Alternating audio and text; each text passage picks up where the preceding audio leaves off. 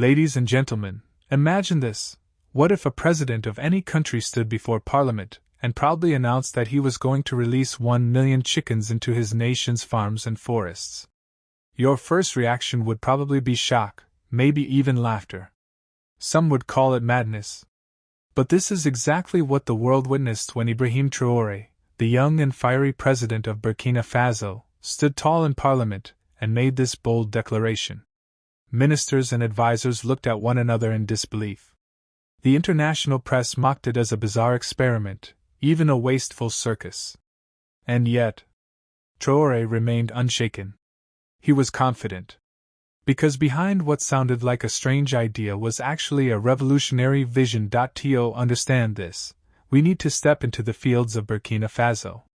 This is a land where farmers work tirelessly day and night, planting seeds, watering crops, and waiting months for the golden harvest.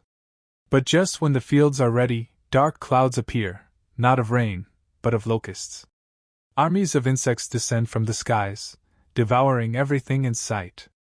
In just a few hours, entire crops vanish. Families wake up to fields stripped bare, their months of sweat reduced to dust. For decades, this nightmare was routine. Farmers were forced to buy expensive imported chemicals from Europe to fight back. These toxic sprays killed the pests temporarily, but they also poisoned the soil, polluted the water, and left farmers drowning in debt. The international aid agencies promised solutions, but their bureaucracy was too slow, and their methods only deepened dependency. Burkina Faso was trapped in a cycle: poisoned land, hungry families, and foreign dependence. This is where Ibrahim Traoré decided to break the cycle. He asked himself, why should Africa's survival depend on foreign chemicals? Why not use Africa's own strength? A solution that is natural, local, and sustainable? And then came his idea: chickens. Yes, ordinary chickens. Because Traoré understood something powerful: one chicken can eat hundreds of insects a day. Grasshoppers, worms, caterpillars, locusts. What farmers saw as a plague, chickens saw as a feast. Now imagine not 1, not 10, but 1 million chickens. That's not poultry, it's an army. A natural army with no guns, no chemicals, only hunger as their weapon. Traoré declared, these chickens are not just birds. They are our soldiers. They are the guardians of our fields. They are the protectors of our land. The plan was genius in its simplicity. Chickens were released across farmlands, where they fed day and night on the swarms of pests. The result? The insect problem started shrinking. Farmers who once feared the locust clouds began to see hope. Their crops were standing longer, their harvests safer. But Traoré's vision went beyond pest control. He knew that chickens don't just eat, they also give. They produce eggs, they multiply, and they provide one of the cheapest sources of protein. So, while chickens were defending the fields, they were also feeding families. Women who once struggled to put food on the table could now sell eggs in the market. Children who suffered from malnutrition began eating protein-rich meals. Farmers who once depended on debt and chemicals now had a self-sustaining, natural resource. What began as a pest control experiment was turning into a food revolution. But of course, the world didn't clap. Western media laughed. Newspapers mocked. Africa has gone crazy, chickens versus locusts. Analysts in Europe and America called it wasteful. They said Burkina Faso was throwing away millions of dollars on chickens instead of buying real solutions like chemical sprays. But Traoré fired back with wisdom. He said, true waste is when children go to bed hungry. True expense is when our soil dies under poison. Chickens are not a cost, they are an investment. An army that multiplies, feeds, and protects. And the people listened. Farmers cheered. Rural families began to feel the difference in just months.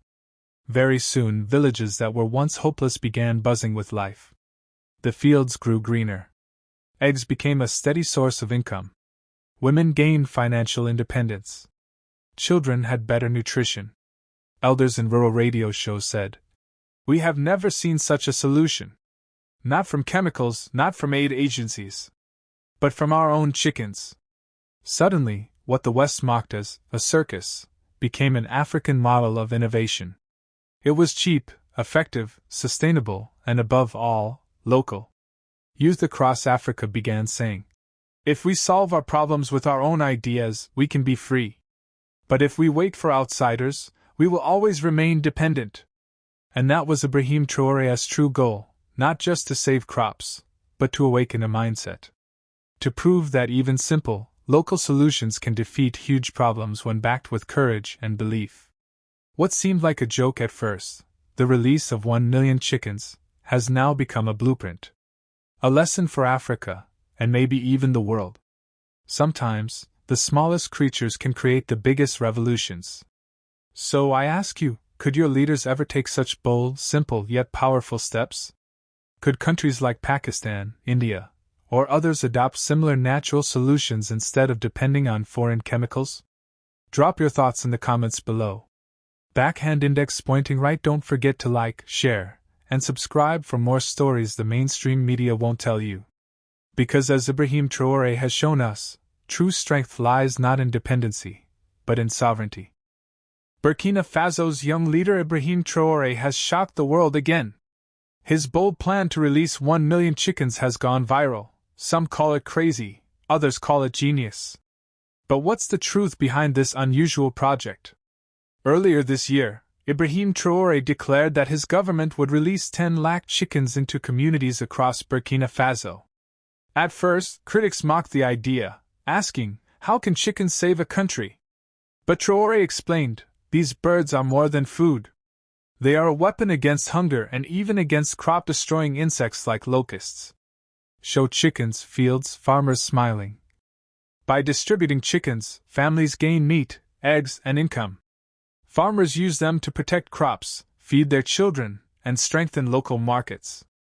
It's a simple but powerful solution. African problems, African solutions. While Western media laughed, people on the ground are seeing results. Show eggs, families, small markets. Traoré's plan is not just about food, it's about sovereignty. He wants Burkina Faso to depend less on foreign aid and more on its own resources. In his words, we are sovereign, and we will feed ourselves with dignity. This project is part of a larger push to build food independence across Africa. Show Traoré speech clips, Burkina Faso flag, African unity images. So, what do you think? Is Traoré a visionary leader or just making headlines with unusual ideas? One thing is clear, the world is watching Burkina Faso, and the chicken revolution has just begun. Backhand index pointing right. Don't forget to like, share, and subscribe to Traoré's Truth for real updates and viral stories from Africa.